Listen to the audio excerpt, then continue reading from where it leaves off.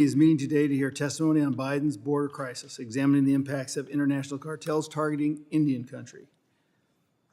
Under Committee Rule 4F, any oral opening statement at the hearing are limited to the chairman and the ranking minority member. I therefore ask unanimous consent that all other members' statements be made part of the hearing record if they are submitted in accordance with the Committee Rule 3.0. Without objection, so ordered. I ask unanimous consent that the following members be allowed to sit and participate in today's hearing. The gentleman from Alabama, Mr. Carl. The gentlewoman from Wyoming, Ms. Hageman. The gentleman from Arizona, Mr. Crane. The gentleman from Illinois, Mr. Garcia. The gentlewoman from Illinois, Ms. Ramirez. And the gentleman from Montana, Mr. Zenke. Without objection, so ordered. I now recognize myself for an opening statement. Good morning, everyone. I would like to take a moment to give a special thanks to our witnesses for coming before the committee today. The topic, Biden's border crisis, examining the impacts of international cartels targeting Indian country, is not an easy one, and we know that the ramifications of discussing this issue publicly can be difficult. So again, thank you for being here. In addition, I would also like to take a moment to reflect on someone who cannot be here with us today, who would be. Given the gravity of this topic, I know that the full committee ranking member, Grijalva, would want to be here. However, given his recent diagnosis, he needs to be at home to receive treatments and recover. We welcome the witnesses from his district and wish him all the best for a speedy recovery. It is no secret that the international criminal cartels have taken advantage of President Biden's open border policies to traffic massive amounts of drugs and humans into the United States. It was just a matter of time before they turned their sights to Indian country, which is now experiencing the impacts of the cartel's illicit drug trade through increased crime, overdosing, deaths, and more. President Biden has repeatedly failed to address the influx of illegal immigration since taking office and undermined numerous efforts that have had to strengthen our border. He immediately issued directives and executive orders ending the policies of the Trump administration, which have been successful in curtailing illegal immigration. Because of these actions and more, illegal immigration into the United States has reached an all-time high, embroiling the nation into an unprecedented crisis. Customs and Border Patrol Protection reports more than 9.4 million encounters with illegal immigrants since President Biden took office, including more than 7.7 million illegal crossings along the southern border. The Biden border policies have allowed criminal cartels to reap massive profits from their human trafficking and drug trade, amounting to tens of billions of dollars of revenue. Despite what my friends across the aisle may say, Republicans have been working to address the crisis at the border since we were given the majority. We passed H.R. 2, the Secure the Border Act, back in 2023, and have been waiting for the Democratic Senate to finally act on this legislation. This administration's carelessness at the southern border has enabled dangerous criminal cartels to establish extensive distribution networks for the trafficking of dangerous and illegal substances into rural Indian communities, many located thousands of miles from the southern border. This has led to an increase in violence, crime, and drug overdoses that have been ravaging communities across Indian country. These cartels actively target rural communities in Indian country, due to the vast expanses of the often unpatrolled lands, ongoing jurisdictional complications with law enforcement, and high prices of illegal drugs in rural areas can command, particularly those located far from our southern border in Indian country. They exploit this situation to become entrenched in Indian communities, particularly those out west. Unfortunately, law enforcement is not well equipped on most Indian reservations to deal with the threat of the cartels. The Northern Cheyenne tribe in Montana rely on only 2 federally funded Bureau of Indian Affairs tribal police officers per shift to patrol more than 440,000 acres of land, home to roughly 6,000 residents. Similarly, the Crow Reservation has only 2 police officers patrolling 2.5 million acres at any time. The tribes in the region are suffering. The Fort Peck Reservation in Montana has dealt with the devastating effects of the cartel activity in their region for years, including fentanyl addiction and associated crimes and violence. Tragically, their youth are most exposed to the dangers presented by the cartels, and unless something is done quickly, an entire generation could be lost to fentanyl addiction. In Wyoming, the Northern Arapaho and Eastern Shoshone tribes on the Wind River Reservation have repeatedly struggled with incursions from the cartels. At first, meth was thrust upon the Wind River tribe. But now fentanyl has taken over. With minimal resources to stop the cartels and to solve the drug crisis, The cartels continue to plague the Wind River Reservation. That's my home area. It is unacceptable that anyone is forced to live under the threat of these dangerous criminal cartels right in the heart of America. With this hearing, I hope to raise the alarm to Congress on the cartel's invasion into Indian country and the terrible impacts on Indian communities. Despite the policy difference we may have from time to time, I know that everyone here in this room recognizes the severity and the urgency of this issue. I appreciate my Democratic colleagues' engagement today, and I hope we can all build upon this hearing in order to protect Indian communities and the cartel's presence on the Indian lands and to stem the flow of drug and human trafficking across our southern border. I now recognize the ranking member, Ms. Stansberry, for her opening statement. Good morning.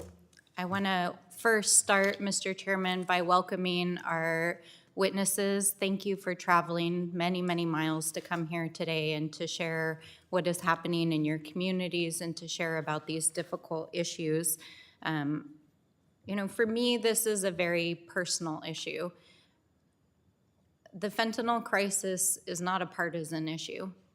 Opioid addiction, the ways in which it's touching down in our communities, does not know any political party.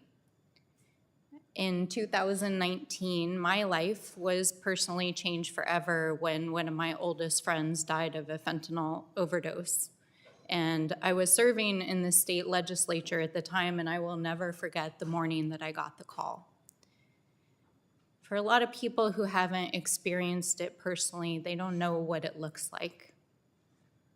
The crisis began, we know, in this country with general drug addiction. It increased dramatically with overprescription of opioid drugs in our communities.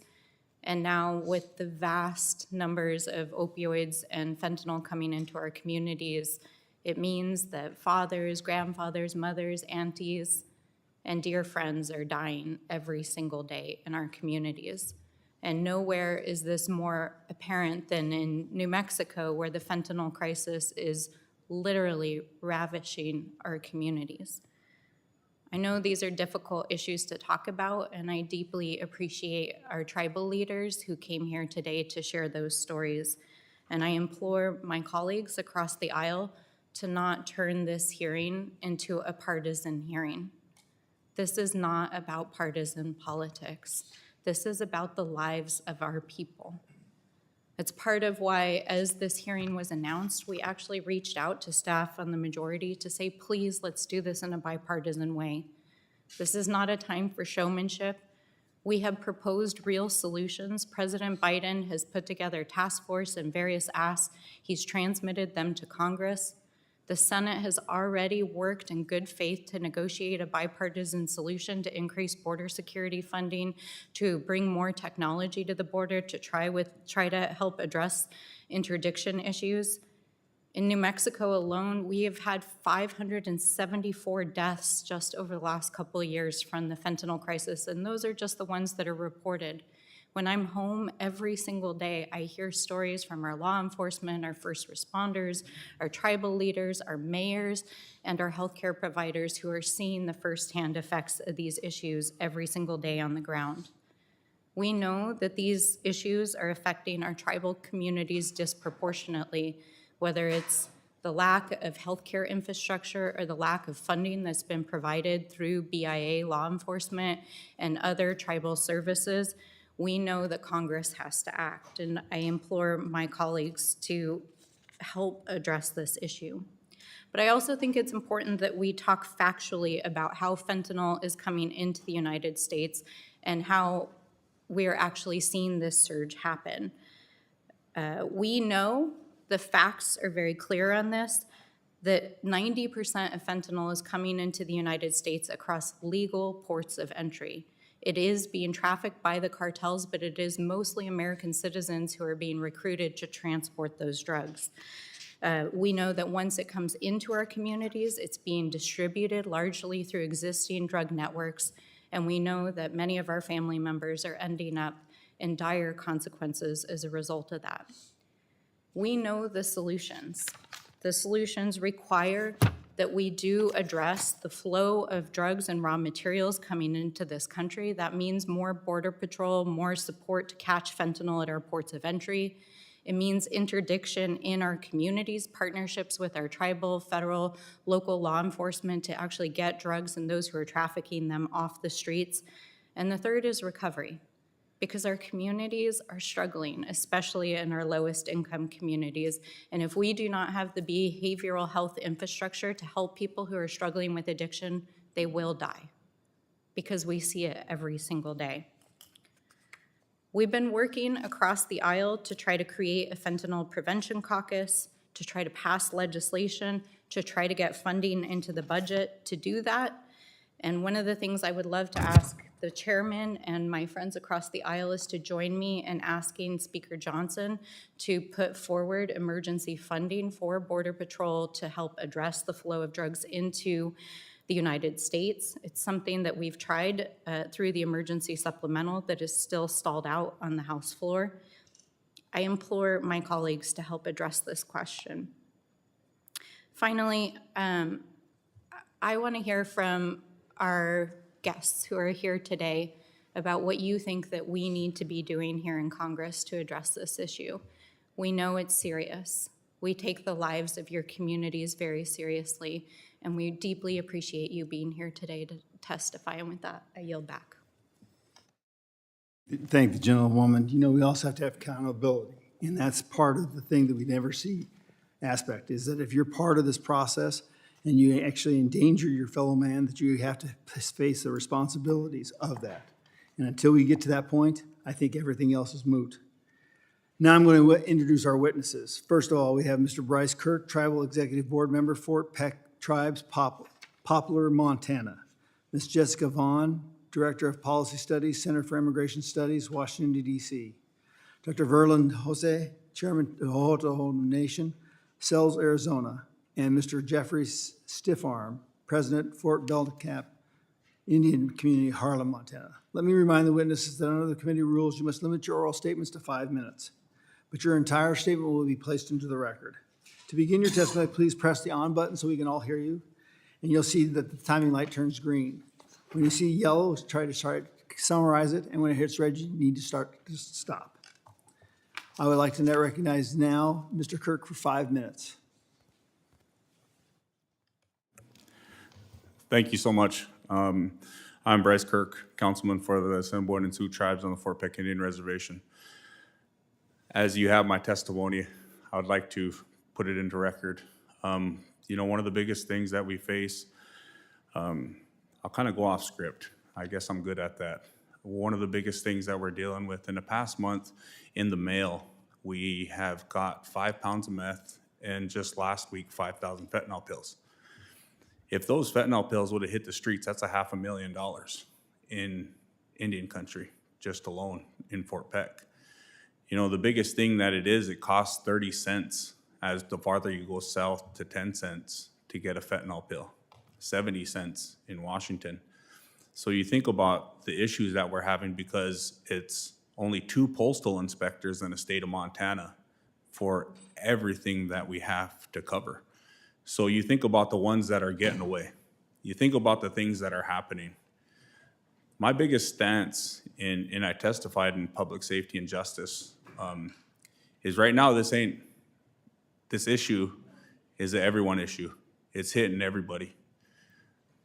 Over and over again in Indian country, we see these billion-dollar packages trying to get sent overseas. My biggest fight is, why don't we start right here?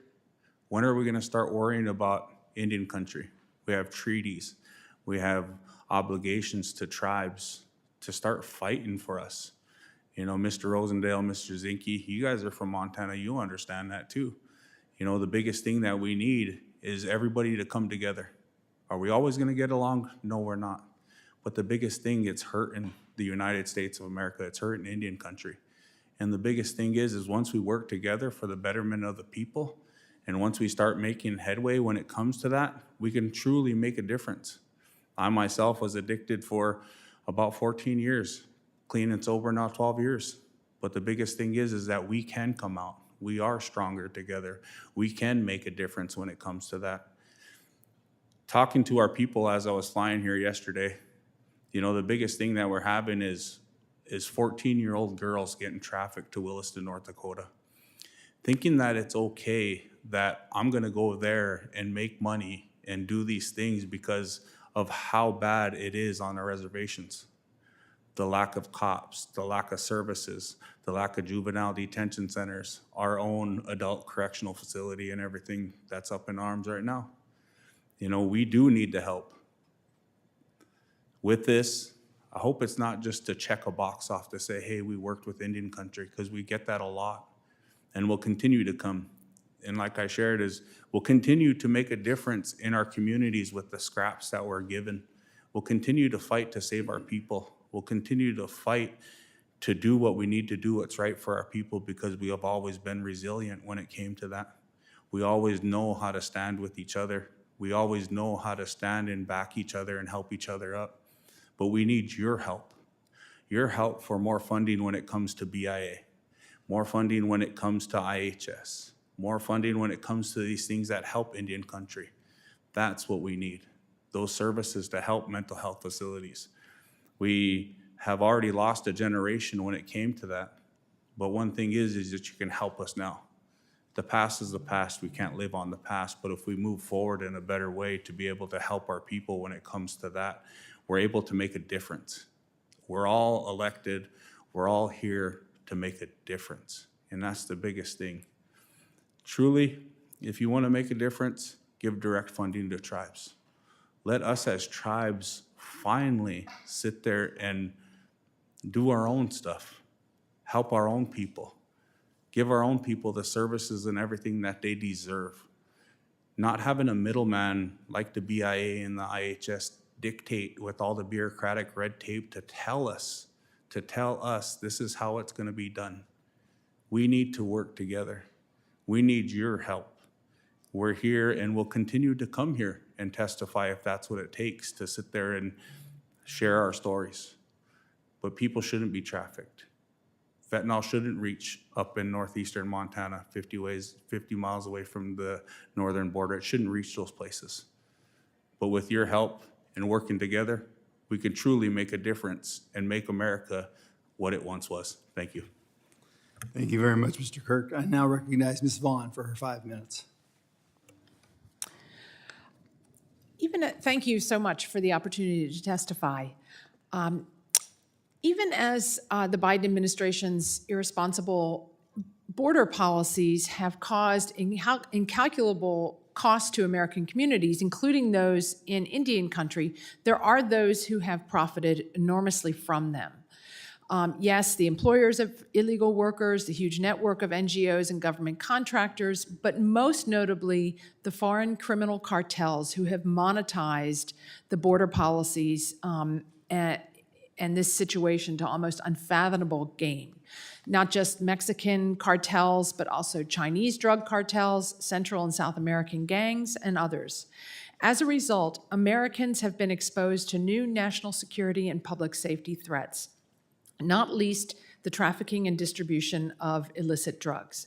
American communities, including and especially those in Indian country, have experienced a huge spike in deaths, overdoses, and poisonings from dangerous drugs distributed by the foreign cartels and their accomplices.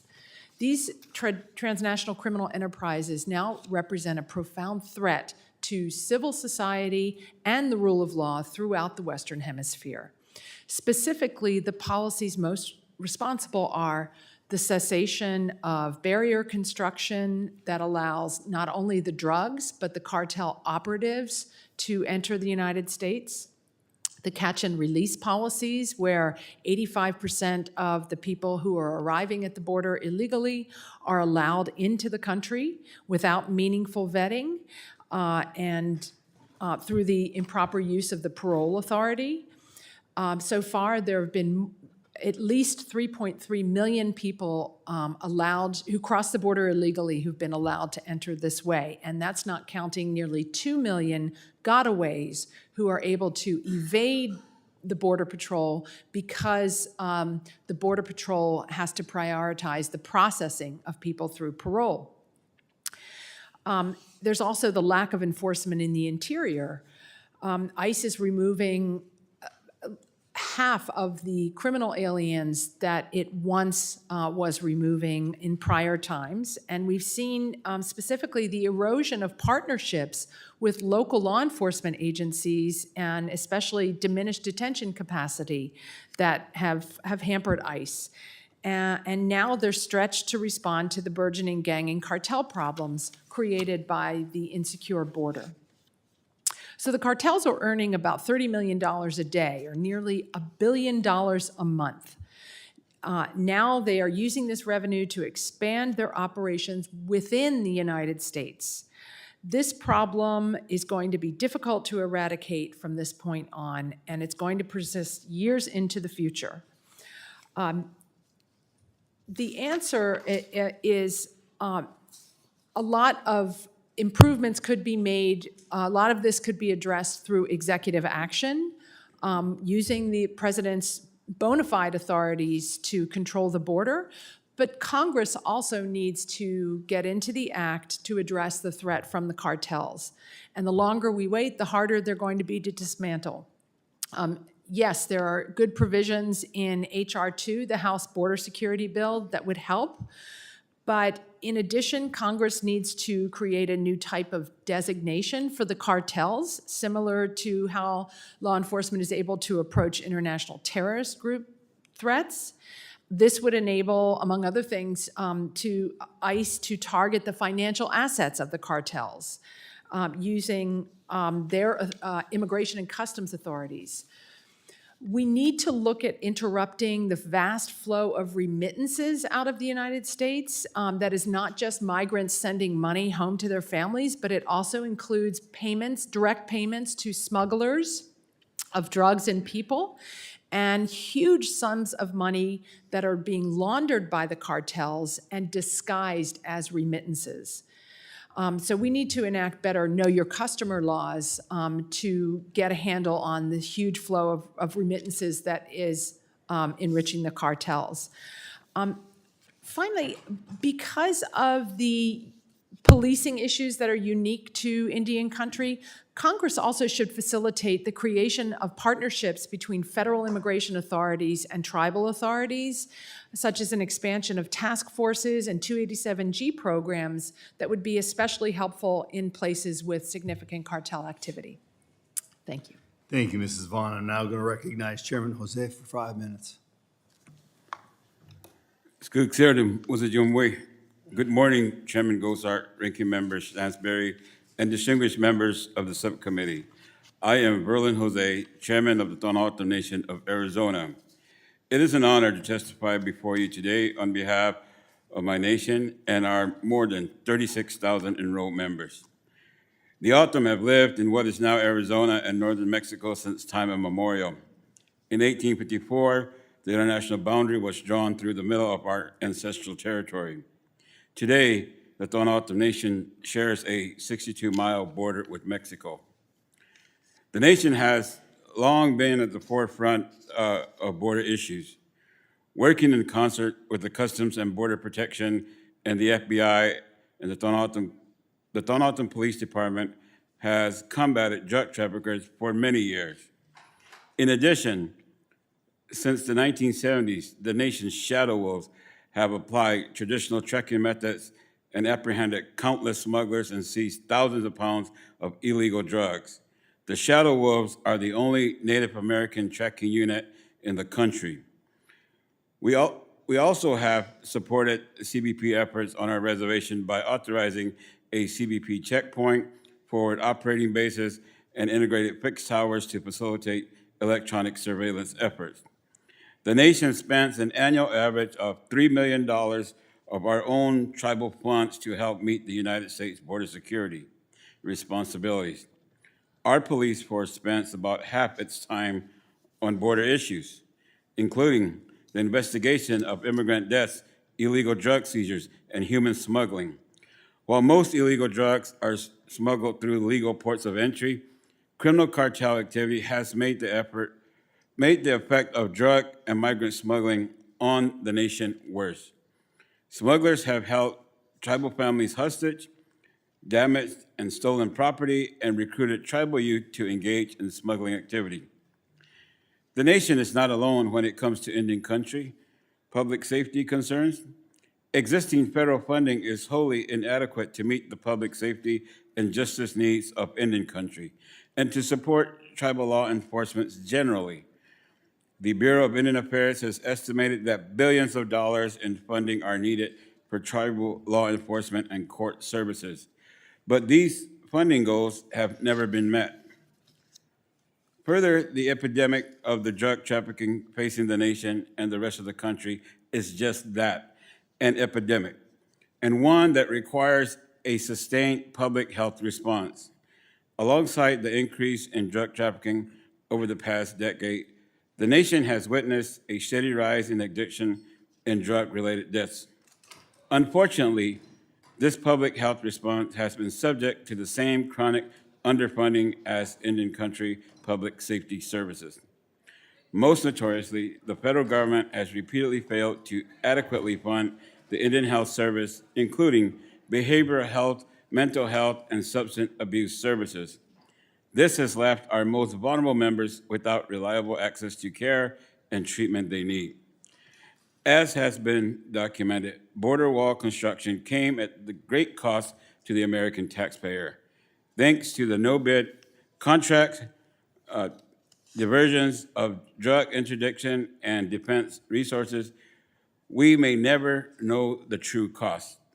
Despite the environmental cost of the border wall, studies have shown that it does not deter drug smuggling.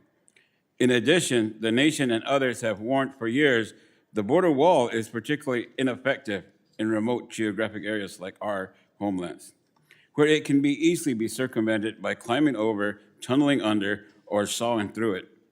CBP records prove that this is precisely what has taken place. Rather than constructing ineffective barriers, the data clearly shows that federal funds would be put to much better use supporting tribal and federal law enforcement and border security services and public health services. The nation genuinely appreciates the subcommittee's interest in the impact of cartels in Indian country. I'm happy to answer any questions you may have. With the womb, with the bite teeth school, together we are stronger. Thank you. Thank you, Chairman Jose. And now I recognize President Stiffarm for 5 minutes. Good morning, everyone. First of all, I'd like to start off by thanking Chairman Gosar, Ranking Member Stansberry, Congressman Rosendale, Congressman Zinke. I appreciate your time. Appreciate you listening to us and our concerns and what we have to address in Indian country. First and foremost, I would like to, if I'm allowed to, submit on behalf of the Rocky Boy Reservation in Montana, our neighbors, our relatives to the west of us, written testimony. What happened to them, how ironic it was. A couple weeks ago, they had a cartel killing in Rocky Boy, killed 2 tribal members. I would like to submit their testimony on their behalf of Chairman Harlan Gopher, if I'm allowed to do that, sir. Without objection, so ordered. Thank you. But first of all, I'd like to start off by addressing the cartels in Indian country. This ain't new. This has been going on for decades. I can say it's a little bit too late, but it's not. At least we're addressing it today. At least we're going to bring these issues to the forefront of what's happening to our people back home in Montana and other Indian reservations across this country. So they target the Indian reservations because they blend in, because of lack of law enforcement. And because of that lack of law enforcement, we have, it's a lack of money, lack of funds, lack of officers. Our reservation's about 700,000 acres, and most of the time we have 1 officer to cover our reservation. And I have 20 years of being a police officer back home, so I know the history and the concerns that we have. What I have piled up here right now is studies, things that are done by Congress. Indian Law and Order Commission Act 2013. Broken promises. Not invisible. This was things done years and years ago. Studies, things looked at about Indian country, but nothing has ever been done to fix these problems that's already been addressed and looked at. Been pushed by the wayside, like my brother said. We'll talk about it today and forget it tomorrow. That's what I learned about being a politician and coming here to DC and speaking. This is probably about my 6th or 7th time of testifying in hearings. Never seen no results yet to this day. So this is true to where it stands. You know, it says on your broken promises, you know, our broken treaties. That's how our people feel back home. We are left alone to fight this battle against some hundreds of thousands of cartel members coming into this country, coming onto our reservation, our homes, raping and murdering our people, using that place as a hideout. But what really irks me is we don't have help from the FBI, the Border Patrol, the DEA that has jurisdiction on federal land, which are reservations. Our FBI, we meet with them once a year, and they come to our tribal chambers and they visit with us, and I ask with FBI agents, what tribes are you serving here? They don't even know that. That tells me they don't care. Reservations are a stepping stone for agents to move up. Same with the Border Patrol. They don't come to Fort Ballop. They don't go to Fort Peck. They don't go to Rocky Boy, Blackfeet Reservation to patrol, to look for illegal aliens. They don't. I know that from personal experience. Same with the FBI. They come there when a serious crime happens. They take their pictures. They write their reports, and they're gone. That's about it.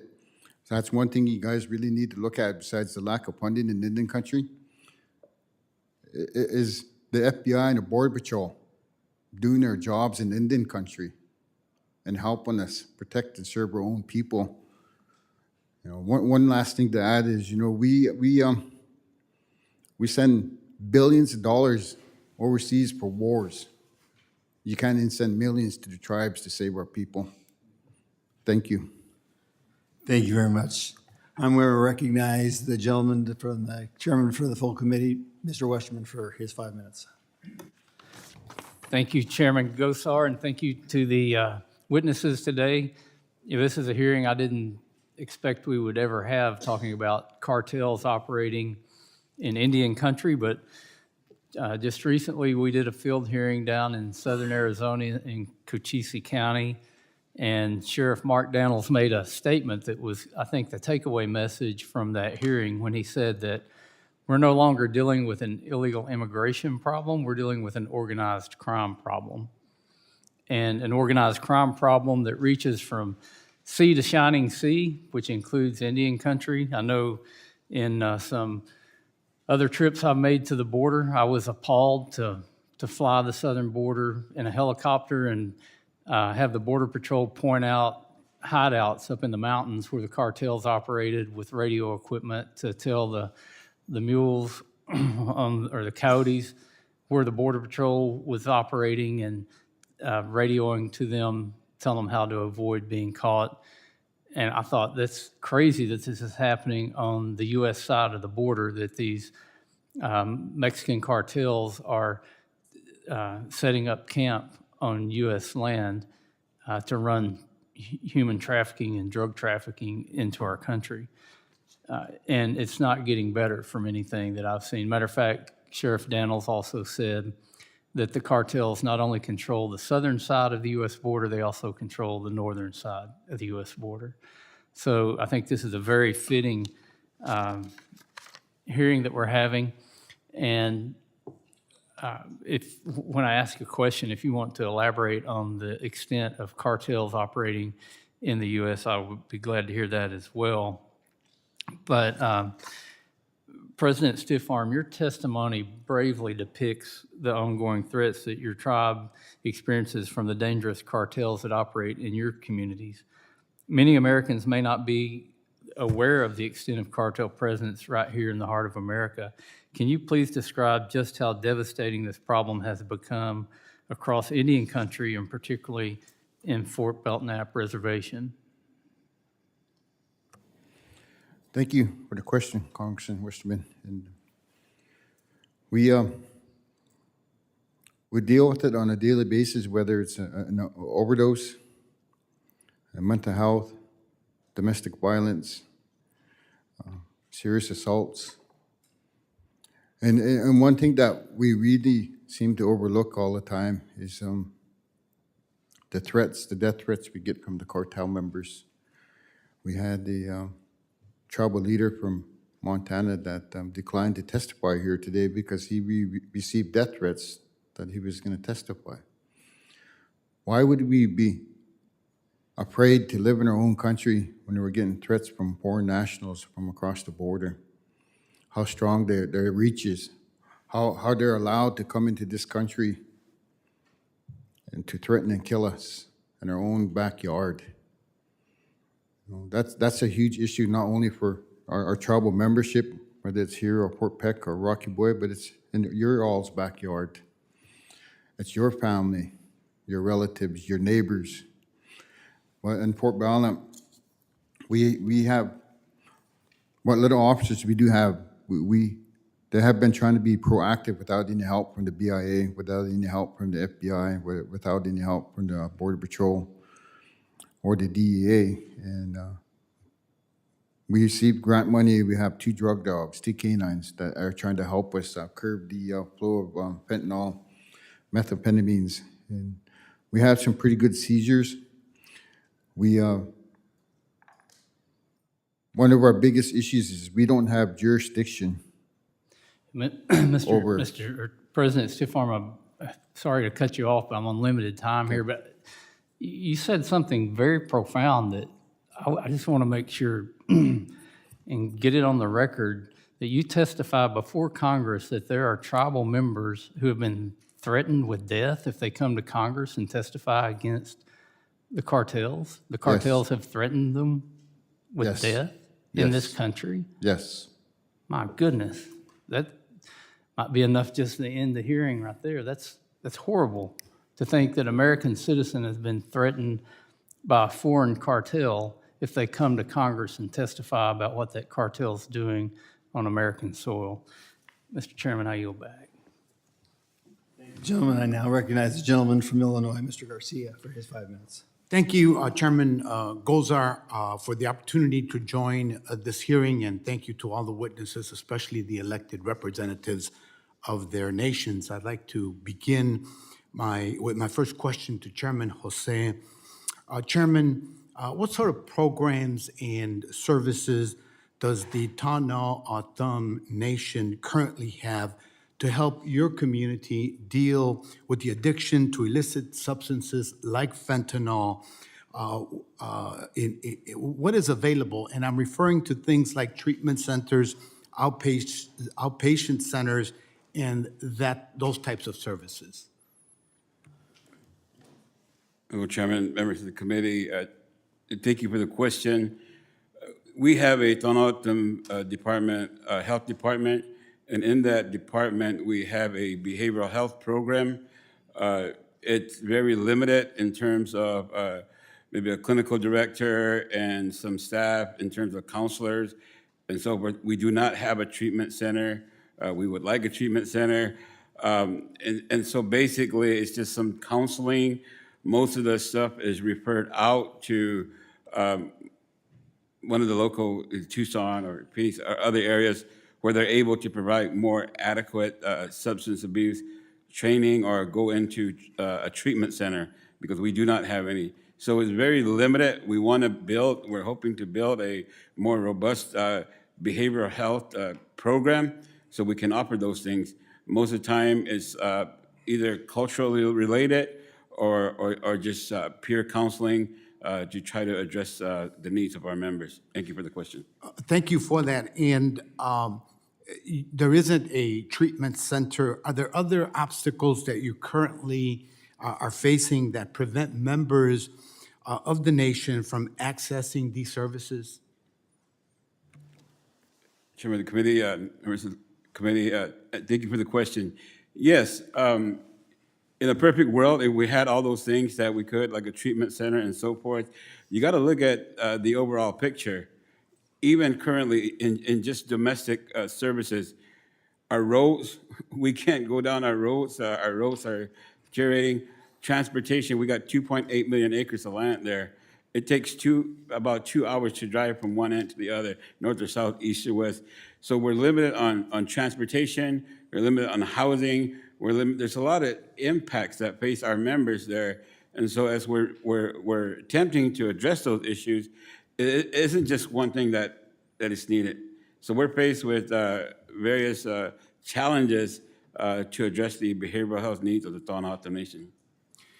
So Chairman, it's a vast area of land populated with 36,000 people. If you could, once again, because I think you did it in your testimony, emphasize what federal government support to the tribe in responding to the various treatment needs in the community.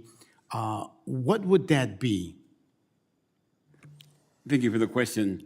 I will echo, as well as some of the other tribal leaders here, is that I believe there needs to be more direct funding with tribes. You know, sometimes we get caught up in the bureaucracies, the red tape of funding, and if there's federal funding available, it's usually, okay, here's a grant opportunity, you got 30 days to apply for it, and you got to get back, and then the tribal processes are a little bit difficult. So, number one, I believe true consultation with tribes to address those needs, because who's better to address the needs than the people themselves? And so when we have that consultation and we have that direct funding, we're able to really put the money where it works, because you can build something, but if it's not designed to address the local community, I mean, I wouldn't come in and rearrange your house for you. I would work with you, or I would have you rearrange your house yourself or build your house yourself. So what we need, what tribes need, again, is true consultation, direct funding to cut out all the red tape and the limitations that we have with the federal challenges that we have in expenditures and so forth. We're not asking for full reign. Tribes are accountable, and so we want to work together with the government. And in 5 seconds I have, Chairman, does the nation have the capacity to deliver those services if funded directly? Yes, sir. We do. Thank you. Mr. Chairman, I yield back. Thank the gentleman from Illinois. The gentleman from Alabama, Mr. Carl, is recognized for his 5 minutes. Thank you, Mr. Chairman, and thank you to all the members that come, the panel that come to speak to us. I appreciate it. I know how valuable your time is. Let's address a pressing issue that's been affecting our national communities as a whole. The crisis at the border is not just about illegal immigrants anymore. It's about the influx of dangerous substance like fentanyl, which is creating havoc on American lives. I know in my community, I get tired of hearing of the deaths of people that I know or their families that I know. Our president failed the immigration policy, has turned every community into a border community, allowing international criminal cartels to target illegal drugs, including fentanyl, into our nation. Most people don't realize, but this little pack of Sweet and Low here, that's enough fentanyl, if it was pure fentanyl, to kill 250 grown men. It doesn't take much. And when you start talking about seizing a pound of fentanyl, that is a lot of death, a lot of death. Today we have the opportunity to hear from folks who experience these challenges firsthand. President Biden's policy has benefited these criminal cartels, allowing them to target Indian country with easy access drug distributing networks. The results has been surge in violence, crime, and drug overdose. Mr. Stiffarm, as president of, is it Belknap? Did I pronounce that correctly? Thank you, sir. Belknap Indian community. Could you share how the crisis at the border and the influx of dangerous drugs has specifically impacted your community? Well, because of the lack of funding for law enforcement, we don't have the officers to adequately patrol and protect and serve our community members. You know, our officers are getting burnt out. Our hospitals are, getting overrun with patients that have either overdosed on fentanyl or drug addiction or alcohol addiction. So we're running out of resources to combat the problem. And with the lack of assistance from the, I'd say the federal government, FBI and the Border Patrol, the DEA, even the Bureau of Indian Affairs, to come in and assist us in fighting these issues that we have. We're fighting a losing battle, and the cartels are winning, the drug dealers are winning, and they're overrunning our reservations. And I'm sure, Councilman Bryce Kirk, has the same issues in Fort Peck. There are relatives, and we have family there. And so the cartels, they usually either come in from Billings or they come in from Yakima, the drugs, and they'll go into the Black Creek Reservation, then over into Rocky Boy, into Fort Belknap, and then over to Fort Peck. We call it along the High Line. That's how they bring in their drugs. So each drug dealer knows one another in each reservation. And they switch up vehicles, they switch up places where they distribute. And in Fort Belknap, when we know there's a drug shipment coming in, there's a call that comes in, say somebody jumped in a river, or say there's a car crash in a remote part of the reservation. So all our resources are directed to that issue. Then in the back door, the drugs come in. And we don't have enough manpower to fight that problem. And it's a lack of money, and lack of resources, and a lack of help. Thank you, sir. Thank you. Mr. Chairman, what I'm hearing here is a lack of resources from our FBI, from all the government agencies supporting this. Have we ever asked them to come and talk to us and tell us what they do and how they do it? How much money is allotted towards that? I mean, can we not hold them responsible for actually doing this? And if it's more money, we can focus on the money portion, but we can't make an agency go out and do their job unless we know what they're doing. Well, this is some of the reasons why I wanted to have some type of a hearing process, particularly on the tribes and sovereignty, to elicit that what is proper that should be given to them, how it should be accountable, and how they can be working together with the tribes. Well, I highly encourage that we bring them to the table and start asking these questions. Does the gentleman yield? Excuse me? Does the gentleman yield? I do. I yield. So just to answer this last question, so both the Homeland Security and the Oversight Committee have held extensive investigations and recorded interviews with Border Patrol, FBI, and others to help answer these questions. And those records are available. And what we've heard over and over again, including from all 5 chiefs of Border Patrol, is they need more resources, which is why the supplemental that was put before the Senate and is sitting here in the House waiting to be passed is asking for more Border Patrol agents. So, But they're asking more for processing people, not for actually the enforcement side. but to answer this specific question, numerous committees have actually spoken directly to the law enforcement agencies. So yes. I'd like to ask them those questions myself, though. Thank you. Now yield back. Okay, thank the gentleman from Alabama. The gentlewoman from Illinois, Ms. Ramirez, is recognized for 5 minutes. Good morning, and thank you for the subcommittee for allowing me to participate in today's hearing. Ms. Vaughan, I know we've met in Homeland Security before, so it's good to see you again. I want to start with you, and I wanted to ask you a question. Do you believe in the Great Replacement Theory, yes or no? I don't know what that is. Can you explain it? Yeah, sure. So the Great Replacement Theory is a white supremacist conspiracy theory that perpetrates the racist, xenophobic, nativist, Islamophobic, and anti-Semitic falsehood that non-white immigrants are being brought into the United States and other Western countries to repopulate majority white countries and disempower white voters to achieve a political agenda and to specifically bring upon the genocide of white people. Central to that theory is the idea that non-white people are invading the U.S.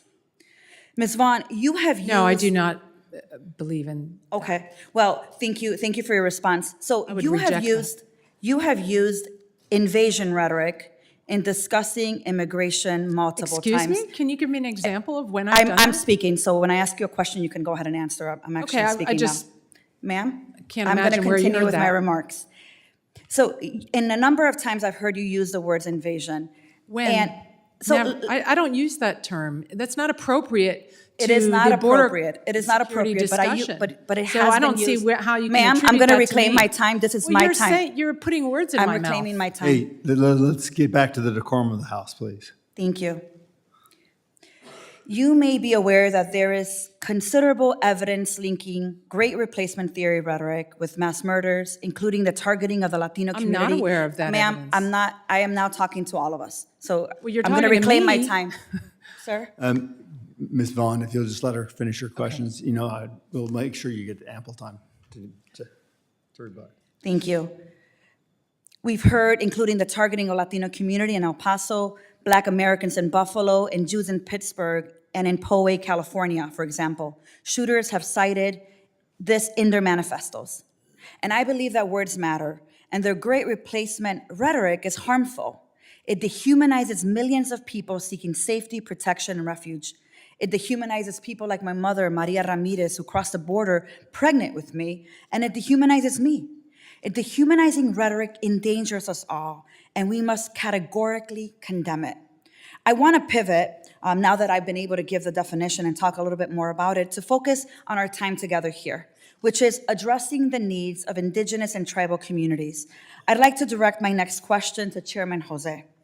Chairman Jose, how can the federal government improve access to critical services such as healthcare, counseling, shelters, and legal advocacy for individuals impacted by drug trafficking crimes, predominantly perpetrated by U.S. citizens on tribal lands? Thank you for the question. How it can work, again, is like the resources that lack not only on the nation, but in Indian country are valuable resources that we could utilize to build these things that are going to help our communities. We need to become not so much dependent on the overall government, but we also need to do some of that work. And if we provided the right resources, we can build some of those things. We can manage some of those treatment centers. We can manage, rather to be proactive than reactive.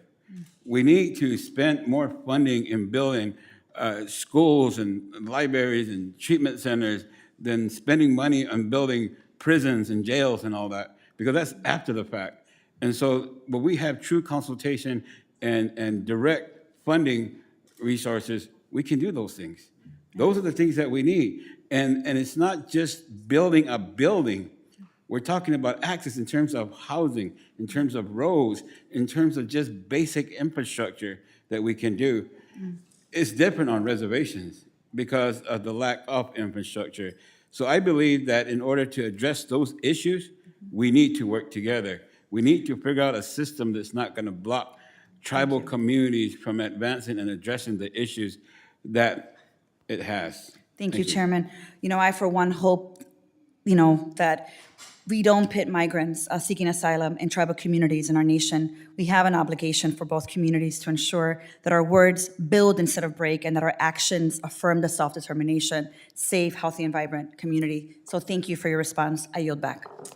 Ms. Vaughan, would you like some time to respond? I know you were attacked, so I'll let you respond. Yes, the implications about me and my organization and our work are completely wrong. We reject the ideas that she was attributing to us, and I find this to be a distraction in a discussion of a really serious public policy problem, public safety problem, that certainly is very serious to the representatives of Indian country here. And a distraction from that. We need to be able to face these issues without name-calling Thank you. or maligning of motives. 5 minutes. Thank you, Mr. Chairman. Ms. Vaughan, in my district there in the 10th District of Georgia, we had a very horrific murder a few weeks ago at the University of Georgia with Lake and Riley. And it was committed We had Ibarra is the one that they've arrested for it. Actually started out crossing the border illegally, was processed, let go, went to New York City, sanctuary city, committed a few crimes, and decided to pack up his enterprise and come to Athens, Georgia, where he continued that, and it escalated. He was actually arrested for shoplifting a few days before he committed the murder, and went from just being released on that to being accused of committing a very heinous murder, which is why we had the Lake and Riley Act, and it passed the House here with bipartisan support. It's sitting in the Senate, where it should pass the Senate. It's a great bill. It's going to give tools to law enforcement to help them contact ICE to do their job, and to give them one more tool where they can just come in and detain and deport these people. And I know you're an expert on immigration issues, and you support the people that come here legally, but not the violent criminals who want to come in and do our country and our people harm, and take advantage of this administration's lack of securing that border. What, in your opinion, can we do to help stop the flow of these violent criminal cartels that are coming in and increasing drug dependency and literally murdering and harming American citizens? Thank you for the question. There are a number of things that can be done to address this problem, and many of them are within the realm of the president's authorities for executive action. For example, to resume construction of the border barriers, which do help in areas where they can be patrolled. It's not appropriate all across the border, but it's very helpful at preventing, for example, cartels from moving huge packages of illicit drugs or other contraband through with impunity, it makes it adds response time for the Border Patrol. But really the biggest factor is ending the catch and release policies that are providing the motivation for people around the world to turn themselves and their life savings over to a criminal smuggling organization, because they know that the chances are huge that they're going to be released and allowed to stay here indefinitely. That's what's enriching the cartels. And I think you hit the nail on the head. Immediately what could be done is the administration could reinstate those 8 executive orders that they rescinded, and that would secure that border. Mr. Kirk, Mr. President, Chairman, I can see it in your face. I mean, you can see the concern, the disgust, the determination that you have to be here to try to get something done. Mr. Chairman, I tell you, the federal government, in their infinite wisdom, think that they can control and do everything for everybody, when in fact, the people on this side of the aisle, we agree with local control and pushing things back down to the local level where you make the decisions. Mr. Kirk, I wanted to just go real quickly because I'm running out of time. While the Lake and Riley Act's not going to prevent and solve the immigration problem, it is going to help with tools. I've got small counties in my district, and we're facing the same thing, over a death a month, less than 15,000 people. While it's not as vast as your area, and I was also at Cochise County. CBP does a great job. Where the failure is at the top of the ticket, and that's Mayorkas. Somebody needs to be held accountable, Mr. Chairman. That's why we impeached the man. That's why he needs to be held on trial over in the Senate, so that the American people will understand exactly what's happening in that department. Because you have people that really want to do their job, but he's holding them back. Mr. Kirk, in your opinion, could you explain what's happening to the youth in Fort Peak Reservation, and what could be done to help protect those youth? Thank you for the question. What can be done more? Right now, suicide is at a high rate. We have kids that don't have nothing to turn to. What else do they turn to besides seeing generations before them turn to drugs? I like what you said, that act contacts ICE to do their job. You said that perfectly. But when is somebody going to contact FBI, BIA, and IHS and tell them to do their job also? Like you said, you're going to have them sit in front of you, And I guarantee you what we're saying to you and what they're gonna say are two totally different things because they truly don't know what's going on in the ground when it comes to Indian country. Mental health services, things for our kids need to happen. And if we wanna save this generation of youth, we need help with behavioral health services, mental health services, better education, better things to do in our communities. And we just need help. Amen, brother. Thank you. Mr. Chairman, I want to, before I yield back, he's making our case for why we need to get rid of Alejandro Mayorkas. He is the head of that ticket, and that agency is not doing their job. With that, I yield back. I thank the gentleman from Georgia. The gentleman from Montana, Mr. Rosedale, is recognized for 5 minutes. Thank you very much, Chairman Gosar, and thank you very much for holding this hearing. The impact of international cartels on my home state, particularly the tribes in my district, is immeasurable. We're witnessing a distressing surge in addiction and crime reaching unprecedented levels in the Treasure State. I want to acknowledge President Stiffarm and Mr. Kirk for making this long journey here to our nation's capital to share their insights and firsthand experiences regarding this alarming trend. The escalation of addiction, crime, and the loss of lives in recent years is intolerable. And I hope that this hearing will light a fire under our federal agencies to take meaningful action against the cartels which continue to inflict harm in our state and in our reservations. Moreover, I hope this hearing will be a wake-up call to my colleagues across the aisle, helping them to recognize the unconscionable effects of President Biden's open border policies. These policies have clearly not only impacted border communities, but are felt across the entire nation. President Stiffarm, it's great to see you again, and thank you very much for attending. And Mr. Kirk, congratulations on 12 years of sobriety. Very proud of you. President Stiffarm, can you provide your insights into the number of drug-related incidents your officers and federal agencies encountered in Fort Belknap in 2023? Thank you for the question, and I don't have the exact numbers in front of me, but these officers, they encounter them pretty much on a daily basis. And the remoteness of our reservation and the access to get into the remote areas is pretty easy for these cartels to come through. There's back roads from the Rocky Boy Reservation to Fort Belknap, and that's one of the routes they take.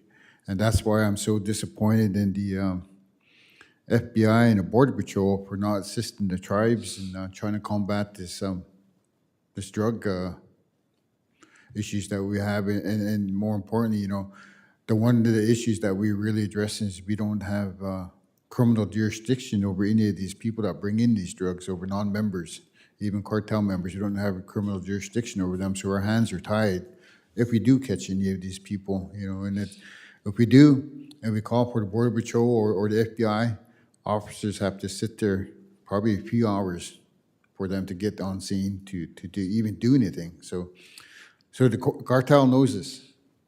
That's why they come here. That's why they come to our homes. If you don't have those numbers, do you have any kind of estimate on what type of increase that you have seen on this type of activity over the last couple, 3 years? Well, the increase is mostly in fentanyl.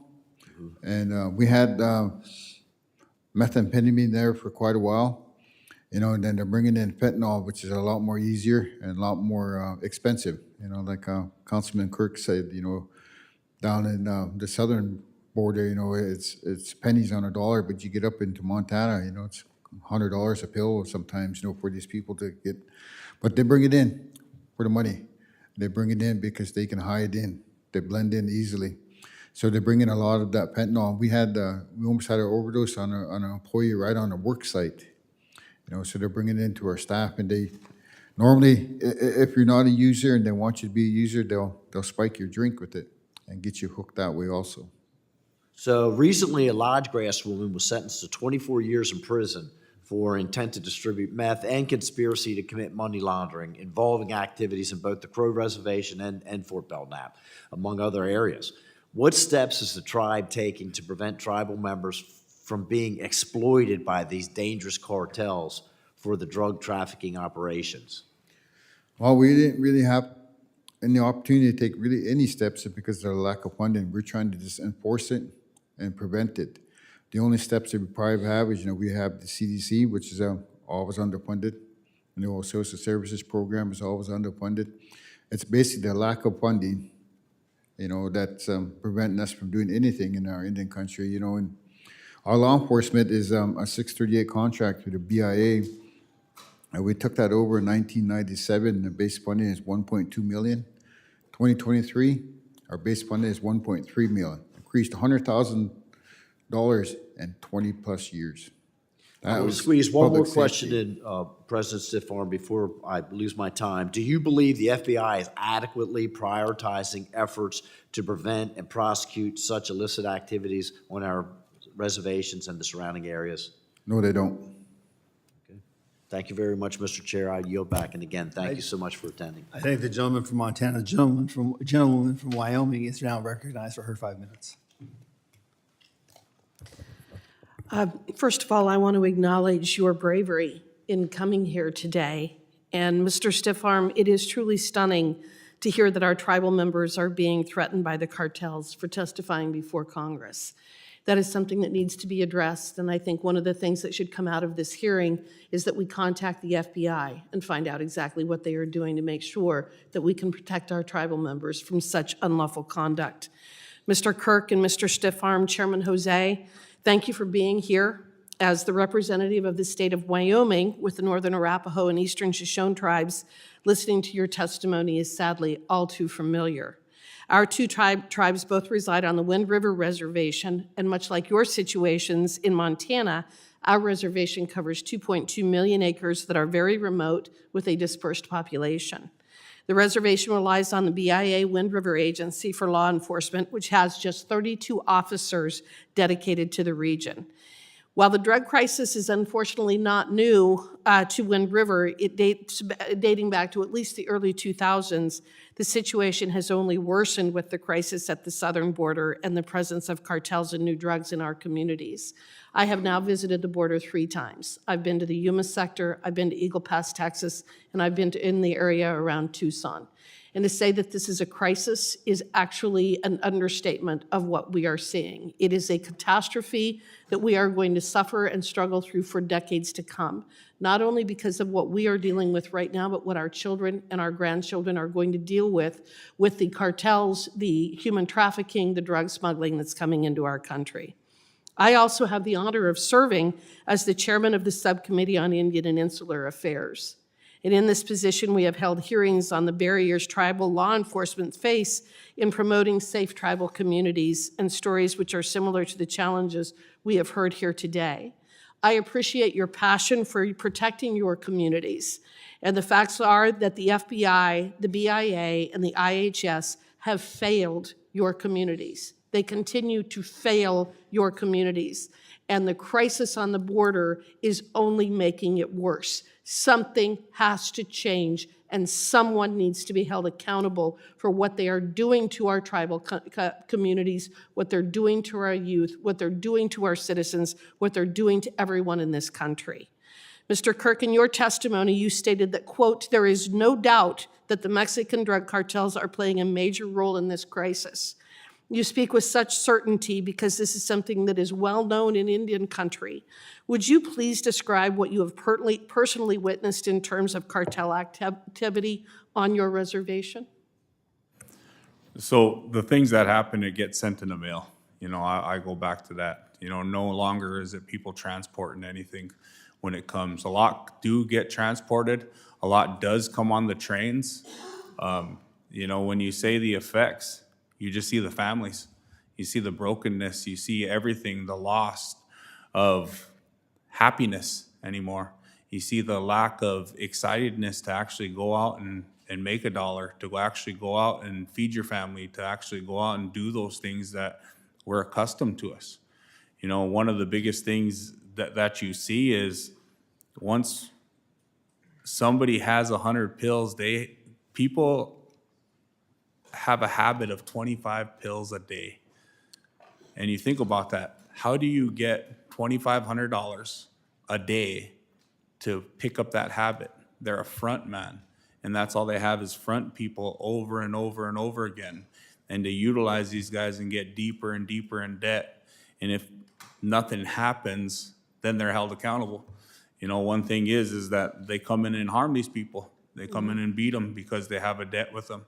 You know, so I invite you to come out to the reservation in Fort Peck, and you can see. You could would see, like to do that. You could see the boarded up houses. You could see the things on reservations that you won't see here in Washington, D.C. I would like to do that. And you can see the ravaging that's going on our reservations, because nobody should ever have to do that. And with your guys' help, we can get the right resources to help our people. Thank We you. want to help you. And I think that one of the things that worries me the most about this and the crisis that has been created over the last 3 years with the human trafficking and the drug smuggling and the impact on our reservations is the trauma for our young people and the trauma that they are witnessing, watching their parents be consumed by the addiction and the slavery associated with that addiction and being beholden to the cartels because of that addiction, because of those addictions.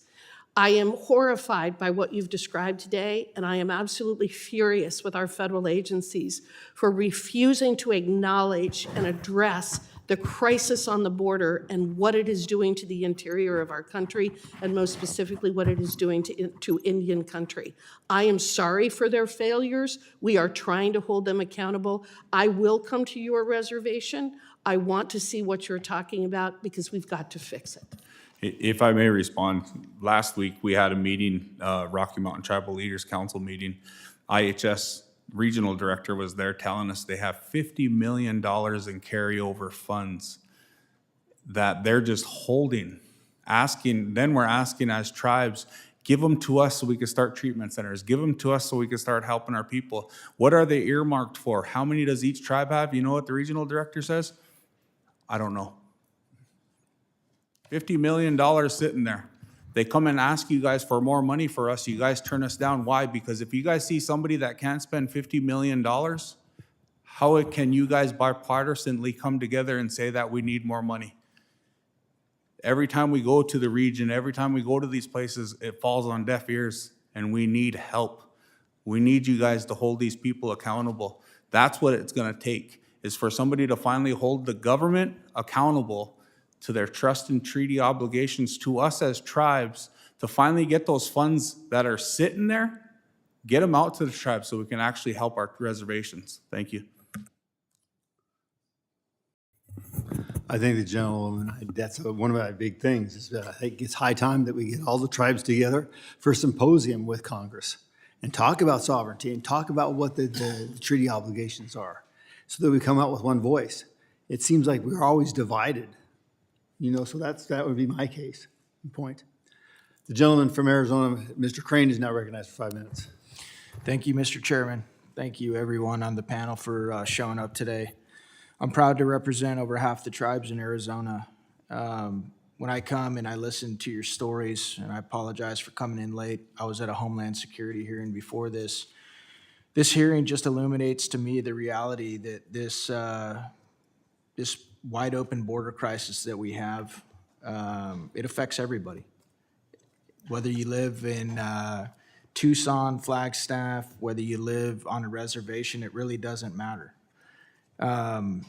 Ms. Vaughan, you mentioned in your testimony the Biden administration's irresponsible immigration policies have caused incalculable harm to those in Indian country. Can you please, can you elaborate on that a little bit?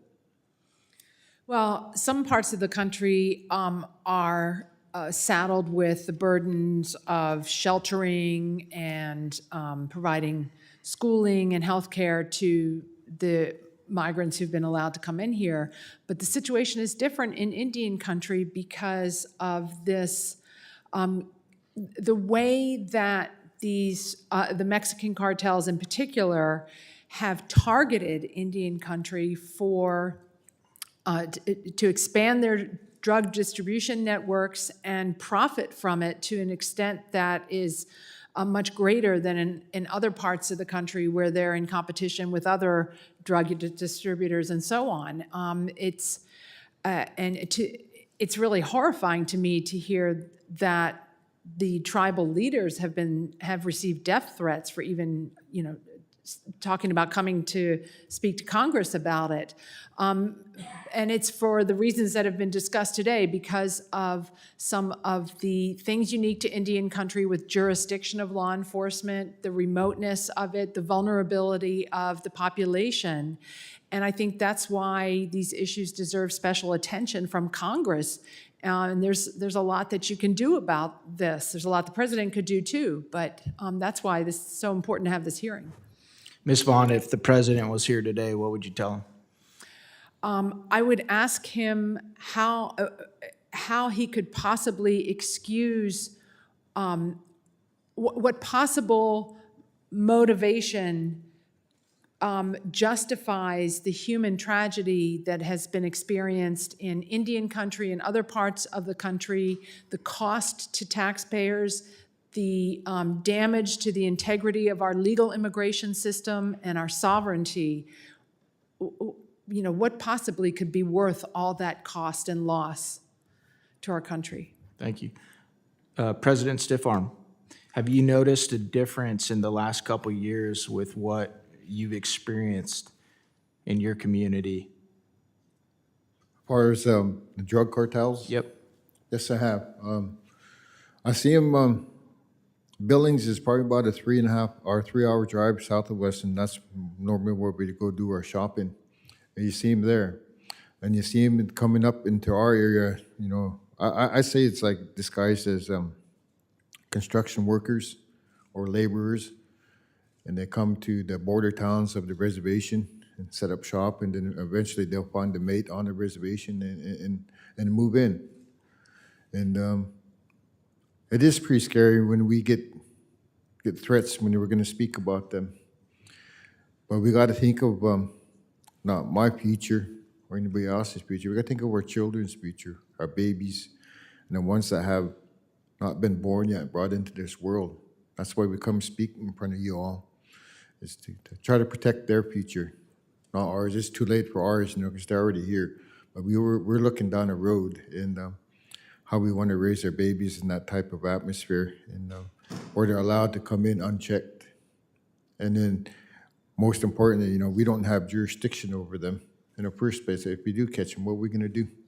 Sit there and visit with them, shoot the breeze, take them to the border, our reservation border, where they can turn around and come right back on. You know, our hands are tied, seriously tied with the jurisdictional issues and lack of funding and training. And thank you for the question. What would you tell President Biden and Secretary Mayorkas if they were here today, sir? I would tell them, you know, to me, it seems like they're more concerned about the immigrants coming across our border than concerned about what they're doing here once they get here, concerned about their own citizens of this country. And then to me, more importantly, the first people of this country are where they're coming into. Yeah. What about you, Mr. Kirk? What would you tell our leadership if they were sitting here today? Start looking inward instead of outward. Start worrying about the fight here for us trying to save our people, and stop looking to save others when all we're trying to do is save our people too. You know, start looking for direct funding and start fighting more on issues here in the United States than you are fighting for issues that have nothing to do with us. Thank you. Thank you, Mr. Chairman. I yield back. I think the gentleman from Arizona, the gentlewoman from New Mexico, our next door neighbor, Ms. Stansberry, the ranking member, is recognized for 5 minutes. Thank you, Mr. Chairman. And again, thank you all for testifying today. President Stiffarm, I want to say thank you for bringing that stack of reports that's sitting next to you. You know, one of the things that has been very frustrating for me during this hearing and during my time serving in Congress, I've been serving for the last 2.5 years. I actually am a former staffer, and I actually worked at OMB when the Broken Promises report was being worked on by the Civil Rights Commission, and tribal leaders from across the country weighed in through consultation, meetings. This is that report that is sitting right next to the president is one of the most extensive studies of what is happening around behavioral health, the fentanyl crisis, the crisis around policing in our tribes. And you know what that report reveals? This is not a new crisis. This is because of our history and the interactions between the United States government and tribal nations and the failure to recognize the sovereignty and the rights of our tribes. It is the failure of the federal government to appropriately fund agencies. It is the failure of the federal government to make sure those funds are actually transferred once they are appropriated. And it is the failure of our communities in helping to support our tribal nations so that they can address these issues on the ground in the manner in which each of these nations feel is appropriate for their own people. This is not a new crisis. It's all right there in the report. And I have to tell you that part of why I ran for Congress as a former staffer is because I sat through hearings like this in the Senate, and I sat watching hearings during the former administrations, and I watched as politician after politician got up on daises like this and held hearings like this and said, oh, I'm so sorry, we should address this crisis, but then actually wouldn't do anything because it's just political theater. And I think it's important that we recognize that actually what's happening in Congress this week, just to pull back the curtain a little bit, is that the GOP is trying to impeach Secretary Mayorkas. Now, I want to note that not a single one of our witnesses today brought up Secretary Mayorkas, right? They brought up the BIA, they brought up funding, and they said, hey, we need resources to address this crisis on the ground. It is generational. It's been going on regardless of administration. There is trauma in our communities. There is a lack of resources in our communities. There is a growing cartel problem in Mexico that is infiltrating our communities regardless of administration. We do need accountability of these agencies, but what we don't need is a bunch of political theater bringing people into our chambers to tell their stories just so you can go out there and talk to Fox News and make your point. These are people's real lives. We've studied these issues for years. We know what the solutions are. And I don't mean to seem so strident about it, but I find it disgusting. I find it frustrating. It's why I ran for office, is because I'm sick of politicians just coming in front of people and saying, oh, we'll fix the problem, and then they go and do their political theater. So you all came here to share your stories, and I want to use the rest of my time to ask each of the 3 tribal leaders who are here, please tell us what we can meaningfully do to help address the law enforcement and the behavioral health crises in your communities. And if we can start with Mr. Jose, I'd love to start on this side.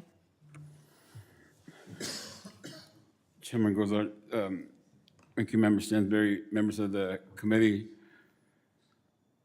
what we can do is, you kind of hit on that. I think we need to put aside all the differences between political parties, race, color, creed, religion, and fix the human problem. Fix the human problem and how we're going to address these issues. It isn't about color, skin. It isn't about religion. It's about the epidemic that has been generational. The Tohono Nation has always been hospitable people. We've always looked at welcoming people.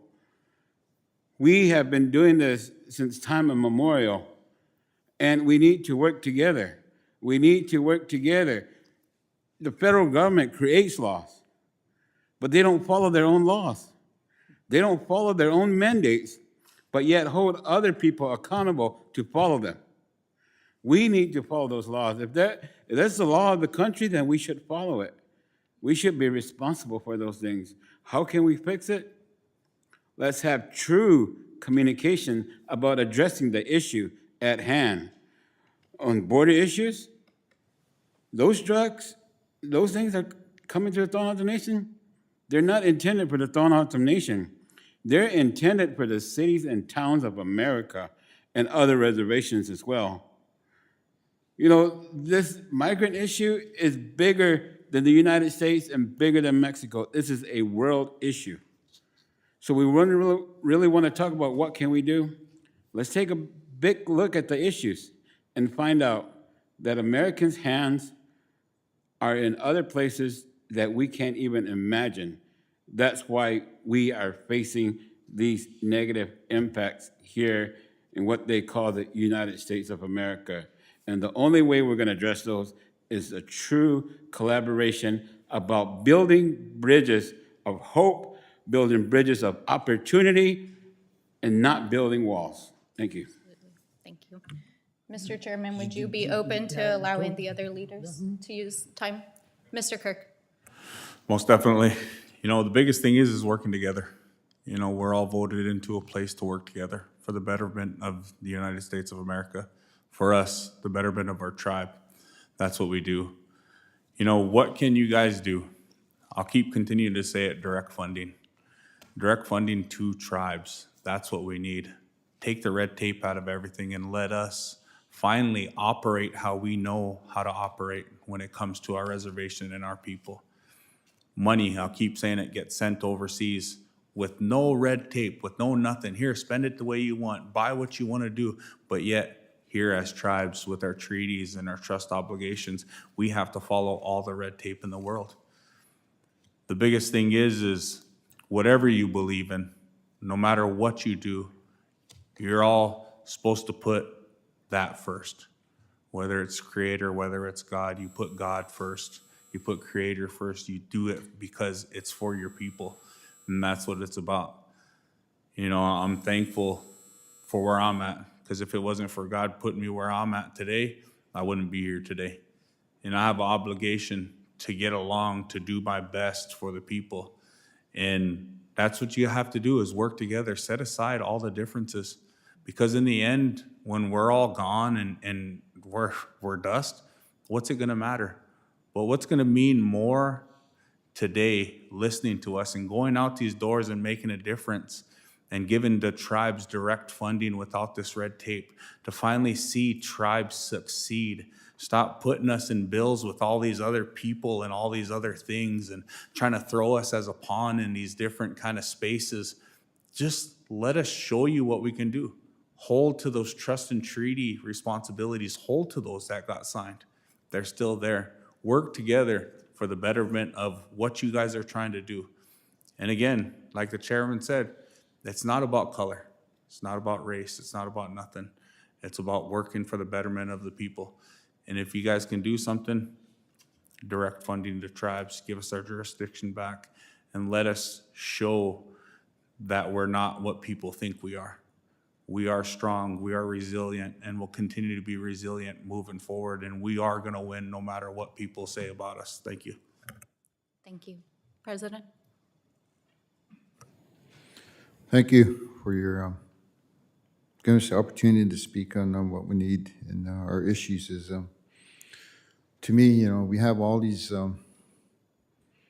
federal programs that are supposed to oversee and protect the community's reservations to people, which I'm speaking about is the FBI, and the Border Patrol, and the DA, BIA. But what I see and I experienced personally, and I saw with my own eyes, is the lack of compassion of these people that serve us. They don't care. It's just a job to them, such as like a construction worker building a house. They don't put any love behind their work. Neither does the FBI, neither does the DEA, neither does even the BIA. You know, and that's what's so frustrating with me is with the BIA. They have tribal members running these programs, whether it's from other tribes or not, but they just still don't care about the people that they serve. They don't, you know, and we have a hard time getting, they call it technical assistance when we need help from the Bureau of Indian Affairs. We had an officer-involved shooting on Fort Bound up a couple years ago, and we asked for technical assistance with police officers, because at that time we only had 4 officers to cover. You know what they sent us? 1 officer for 3 days. You know, what is wrong with that picture?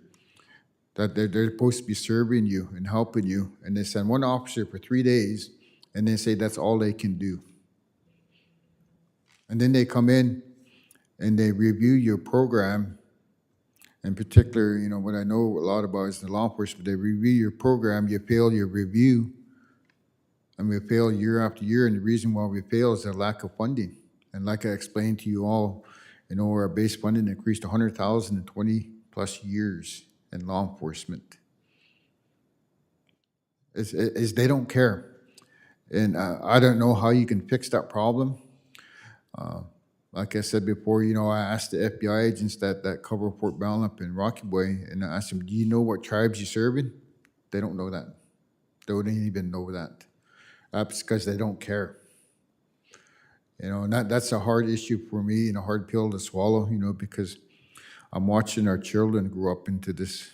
I'm watching our babies and what it's going to be when they get to our age and what kind of life they're going to have. And that's what we need to really think about, is our children and then protecting our elders, our past, our stories.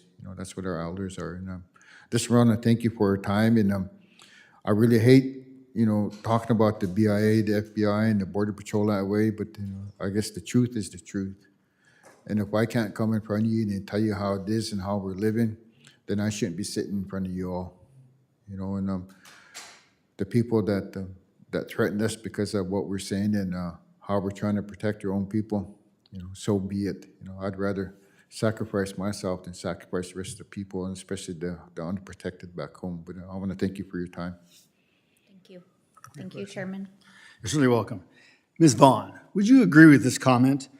Good process builds good policy, builds good politics. Let me say it slowly.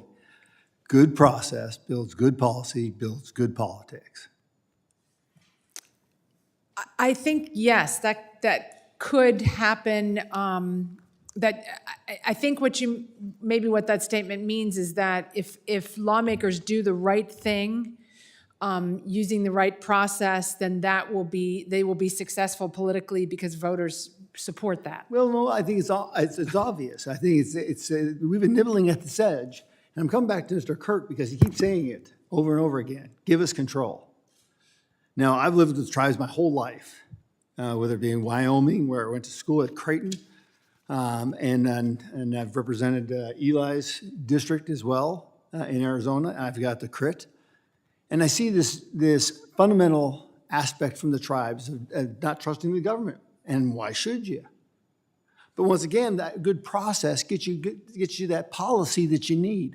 That's why I keep screaming out with this over and over again.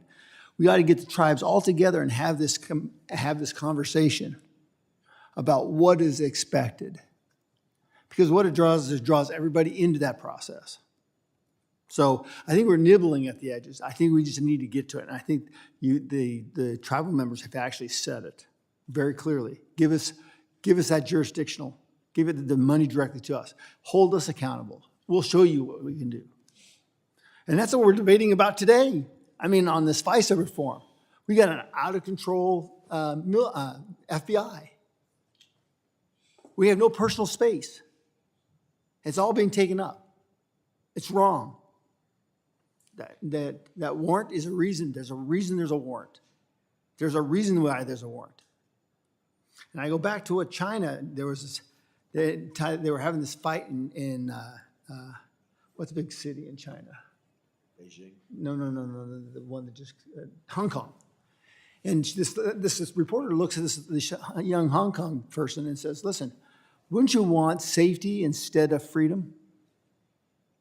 She said, no, I want freedom. So, I also believe that you have to have the tools. So, President Stiffarm, what's the prevalence of Narcan on your reservation? Is it easily available or not? It's not easily or readily available within Fort Belknap, no. And can you tell me the presence of crank on your reservation as well? You can probably, it's like you can go into your local convenience store and buy a pack of smokes. You can go on the street and buy methamphetamine or fentanyl just as easily. Chairman Jose, now I know a little bit about your reservation. Tell me how the impact, that part of your reservation is in Mexico and it's not even acknowledged by Mexico. What kind of a problem does that create for you? Chairman Gosar, members of the committee, it creates a really difficult situation because, as I mentioned, our families are divided. It is, I can't even publicly speak about what's going on in Mexico that our members face. and so really addressing the issue at hand, like I mentioned before, it's not only a U.S.-Mexico thing, but we're caught in the middle of it.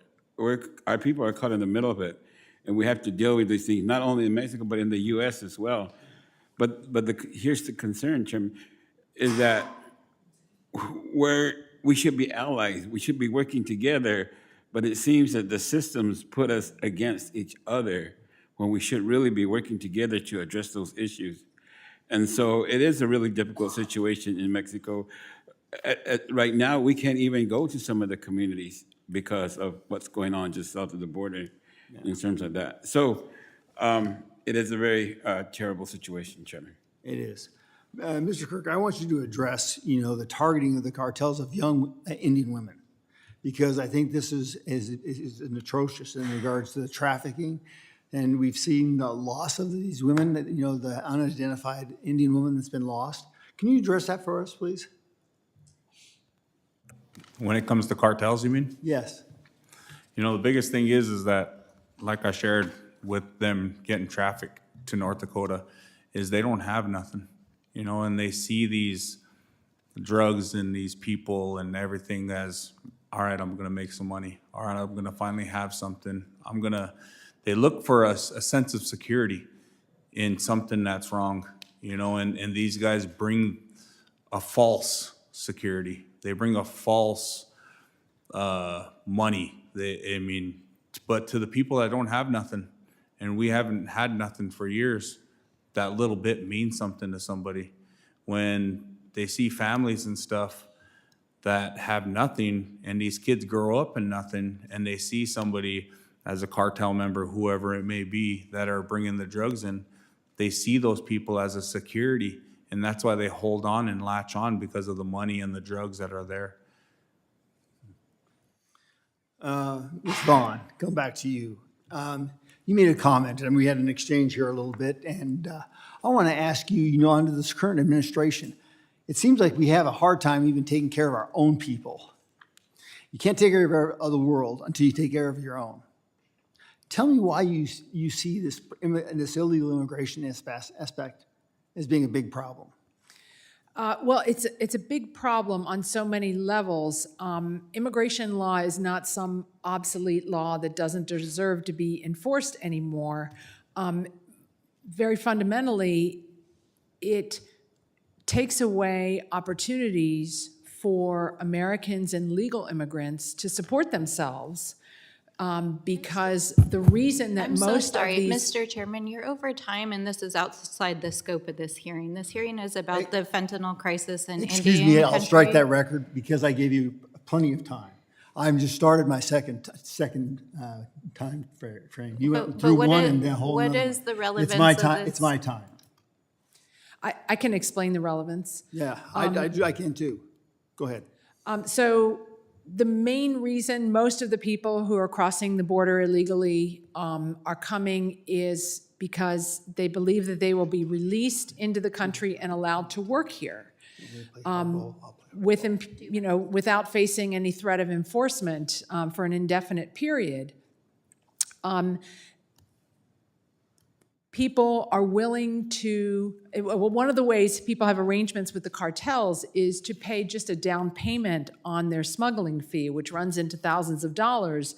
And then after they're here, they enter what is essentially a debt bondage arrangement with the cartels to pay off their smuggling debt. And so people end up in essentially labor traffic situations, sometimes working directly for the cartels, either as drug mules or as employees in some of their operations. And this is one of the ways that the cartels enrich themselves through not only drug trafficking, but also human smuggling and debt bondage. And that is all enabled by the open border policies that have been put in place under the Biden administration, primarily by DHS Secretary Mayorkas. He's been the main architect of accomplishing this agenda for the administration.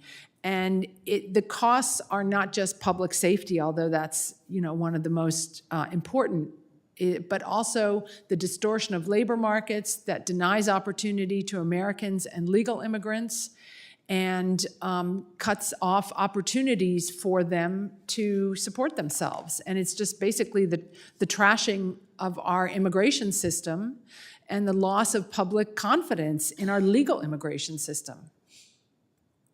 Thank you. I just want to note that 404, 406 of the second minute, I'm way behind the time of the ranking member, so I just want to make sure that's it's noted in the books.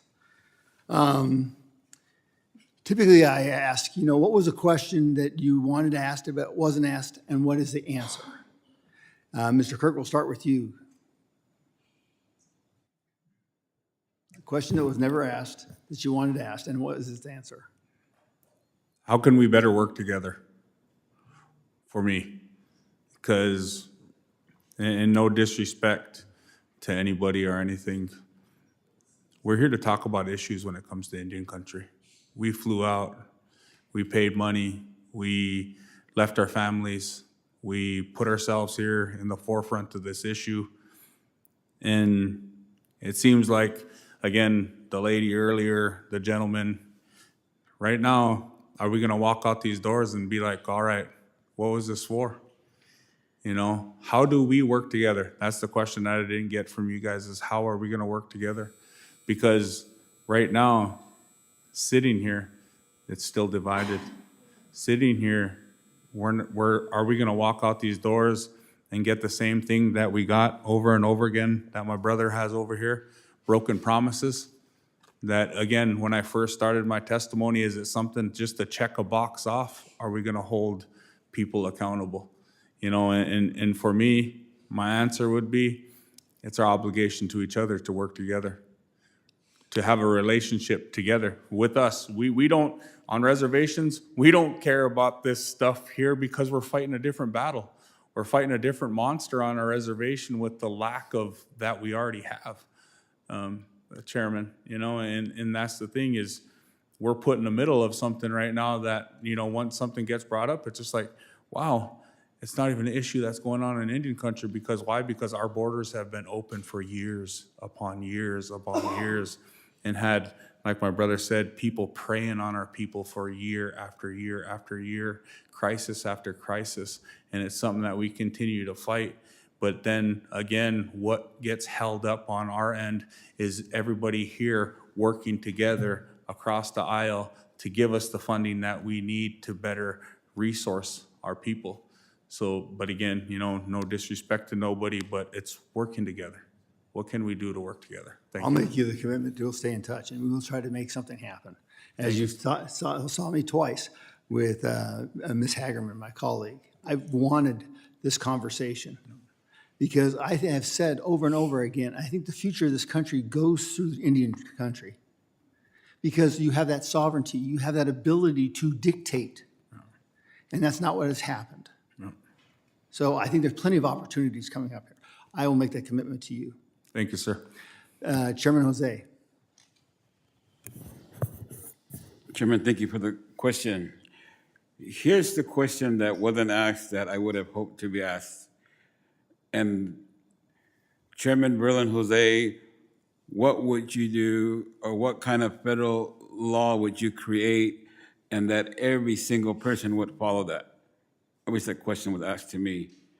And I would say, I would create a federal law that every single person will follow. And the law would be to do away with political parties, to do away with discrimination, to do away with all those indifferences, and let's address the issues at hand with the human response. Get in a room and let's talk about these things. I said this, Homeland Security, when Homeland Security was created. Who created this? Who created Homeland Security? Well, the experts did. The experts never once consulted with our experts. That's the people that live there. That's the people that see that happening all the time. And after all these millions and billions of dollars spent, we could have told you that it wasn't going to work. But we were never included. So if we could put aside all those differences, it's not about what I'm gonna get out about it, or what my party is gonna get about it, or what my tribes can get about it. It's about what is this nation can get out of it. We create a law and everybody would follow that. I think we'd be in a better place to address it. Right now, everyone's for their own. There's too much division. There's too much separation. And that's why we're missing the solutions to address the issues that we have at hand. That would be a start. All those other things will fall into play, like direct funding and all those other things. But if we don't work together, that's why with the womb, with the bite skook, together we are stronger. Isn't that what America was built on? Isn't that what America talks about? So let's live up to that. Thank you, Chairman. Ms. Vaughan? The question I would like to be asked is, who should be served most by our immigration policies? And quite simply, the answer is Americans. It should, our immigration policies should serve our national interest and Americans first. And President Stiffarm? Thank you. I guess I would like to have been asked, what could you all do to curb our problems that we have on reservations? The biggest one is quit tying our hands. It seems like to me when we need something or want something, we got to come here to beg. We got to beg for what we have and what we need. But you look at Ukraine and the war that's going over there, they ask and they shall receive. And they receive billions of dollars for a war to kill people. And I said this before. And when the tribes ask for maybe thousands of dollars or maybe a few million to save our people, we're usually told no. And then we can't even enforce our laws over non-members in our own country, in our own land, like you said, our own sovereignty. So basically, our hands are tied no matter where we go, no matter what we do. Untie our hands. Let us help our own people. We're not asking for a handout, we're asking for a hand up. I want to thank you for your time. Thank you very much for your time. I want to thank the witnesses for their valuable testimony today and the members for their questions. The members of the committee may have some additional questions for you, and we'll ask you to respond to those in writing. Under Committee Rule 3, members of the committee must submit their questions to the subcommittee clerk by 5 p.m. on April 15th. The hearing record will be held open for 10 business days for these responses. If there's no further business in this subcommittee, we are adjourned.